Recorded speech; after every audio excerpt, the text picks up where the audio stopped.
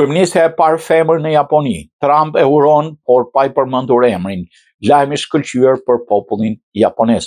Presidenti amerikan Donald Trump ka përgëzuar politikanën nacionaliste dhe ultrakonservatore japoneze Senae Takaichi, e cila është zgjedhur kryetare e Partisë Liberale Demokrate dhe pritet betohet së shpejti se kryeministja e re e Japonisë. Me këtë emrim, 64 vjeçare do të bëhet gruaja e parë që mban postin më të lartë qeveritar në historinë e vendit. Në një postim në platformën Truth Social, Trump shkroi Japonia sapo ka zgjedhur kryeministën e saj të parë femër, një person shumë i respektuar me mençuri dhe forcë të madhe. Ky është një lajm i shkëlqyer për popullin e jashtëzakonshëm të Japonisë, urime të gjithëve, megjithatë ai nuk i përmendi emrin e Takaichit në mesazhin e tij, duke reaguar ndaj urimit Takaichi u shpreh në platformën X se ndjej shumë e kënaqur nga fjala e Trump. Shpresoj se vërtet do të punoj me presidentin Trump për të forcuar më tej aleancën tonë dhe të promovuar një Indo-paqësor të lirë dhe të hapur, shkroi ajo. Emërimi Takaichit ka tërhequr vëmendjen e gjerë ndërkombëtare, jo vetëm për përkatësinë e saj politike konservatore, por edhe për